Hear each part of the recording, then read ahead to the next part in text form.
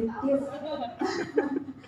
Waktunya ngantuk, bobo ya anaknya. Nah, sebelum saya membawakan materi saya, perkenalkan izin, saya Lestari Budiaryanti, Kepala Sekolah dari TK PGRI 07 Aikmal, nun jauh di sana di Lombok, Nusa Tenggara Barat. Ada ya yang dari Lombok? Lombok Timur. Dari mana, Bu?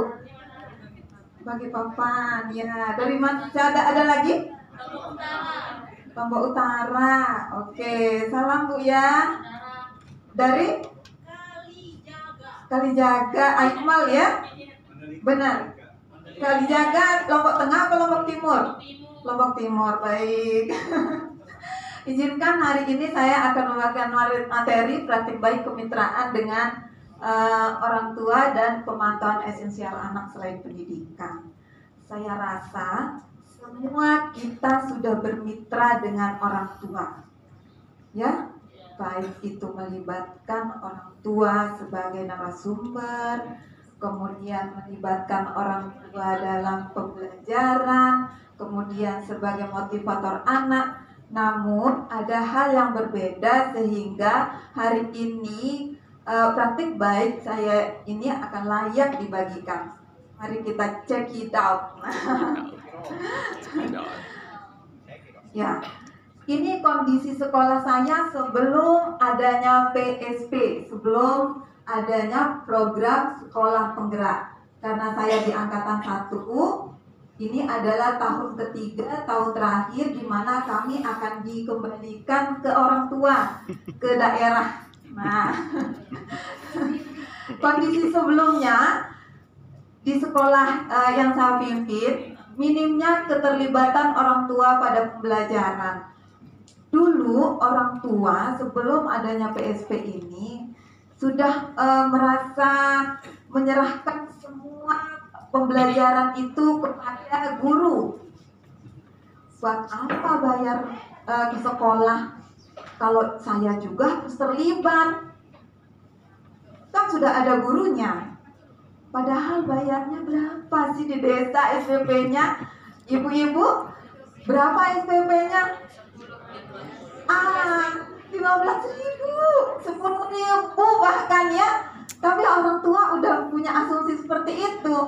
Harus guru itu harus memberikan yang terbaik buat anaknya.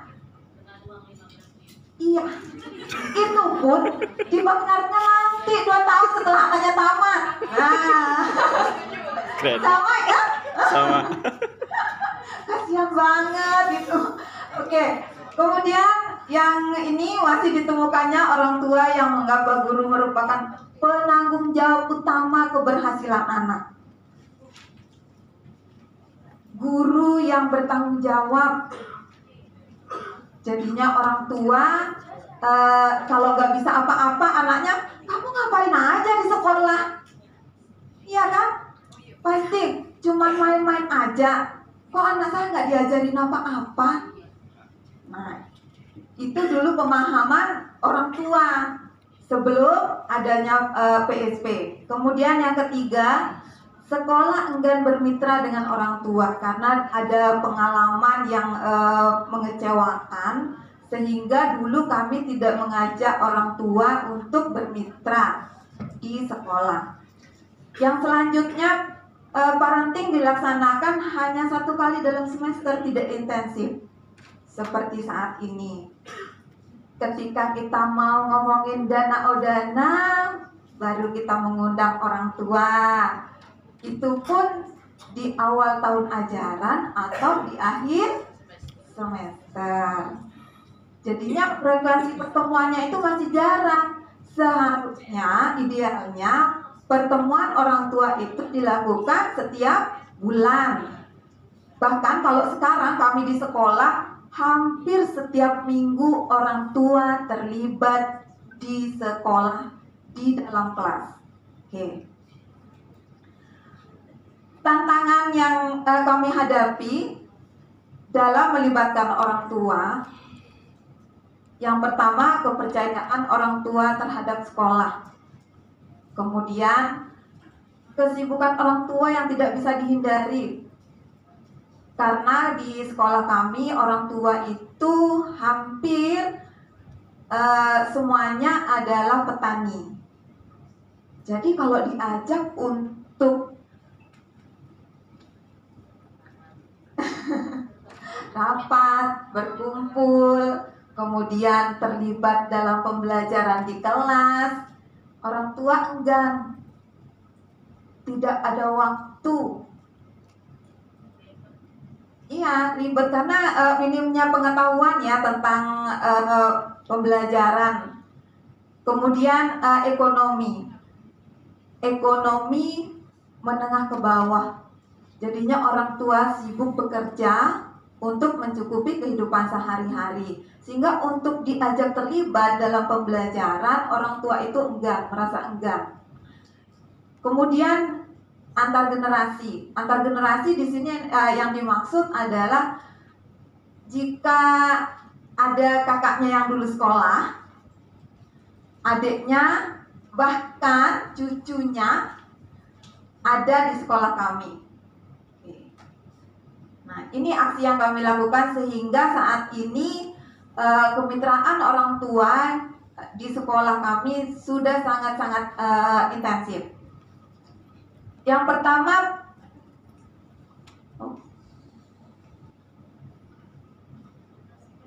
belum.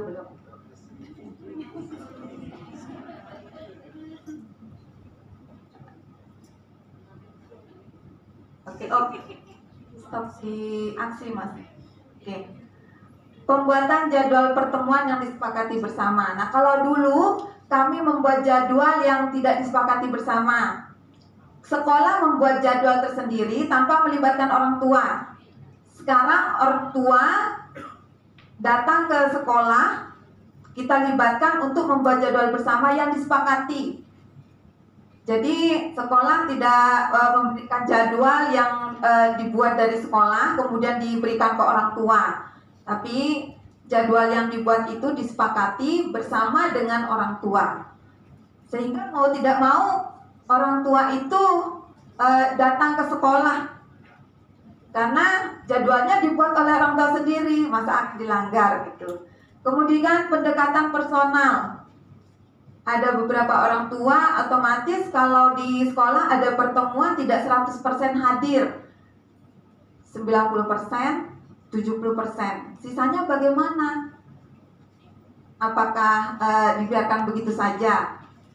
Kita datangi ke rumah, apa kendalanya, kemudian kita sampaikan hasil pertemuan tadi bagaimana, apakah ibu atau bapak bersedia terlibat, apa yang support yang bisa diberikan, seperti itu.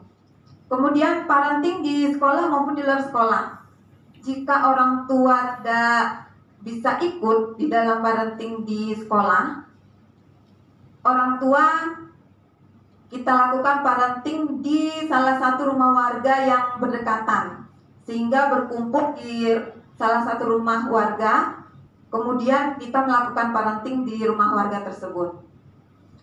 Selanjutnya pertemuan orang tua yang lebih intensif. Seperti yang saya sampaikan di awal tadi, kalau dulunya cuma 1 kali dalam 1 semester, sekarang sudah hampir tiap minggu pertemuan dengan orang tua, baik itu menjadi narasumber pembelajaran, kemudian ikut terlibat dalam menyusun kegiatan main anak, ikut terlibat dalam berbagai perencanaan proyek.